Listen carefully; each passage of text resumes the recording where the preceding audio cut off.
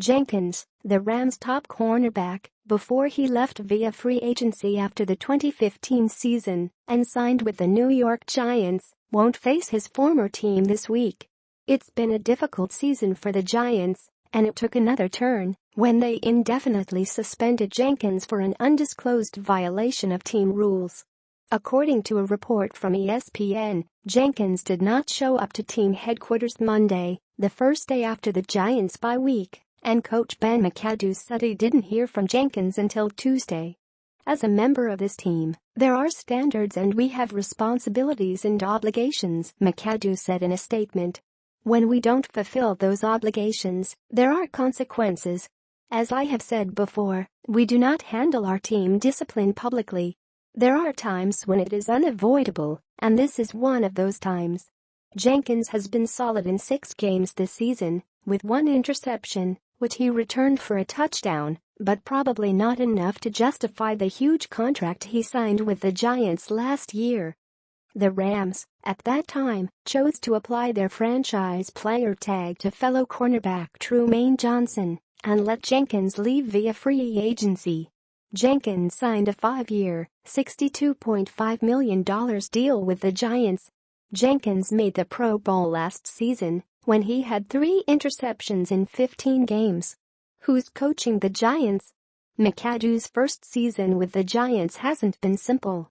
Not only is the team underachieving, with a 1-6 record, but the Giants also suspended cornerback Dominique Rodgers-Cromartie after he walked out of a team meeting, and they've lost receivers Odell Beckham Jr. and Brandon Marshall to injuries.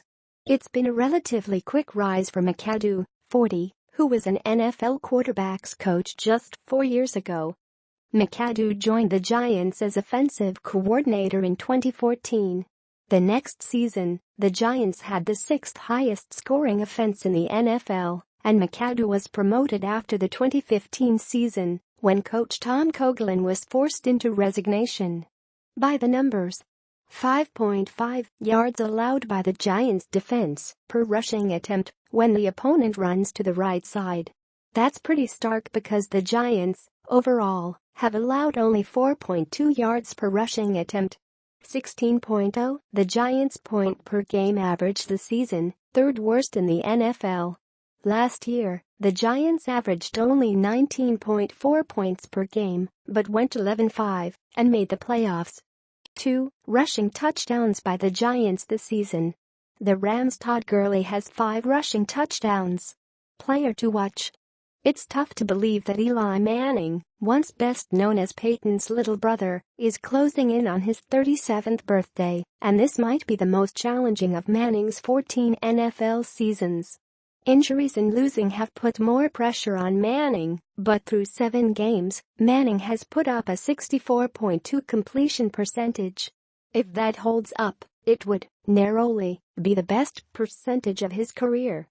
Manning has only 1 interception in his last 4 games, but failed to throw for more than 150 yards in either of his last 2.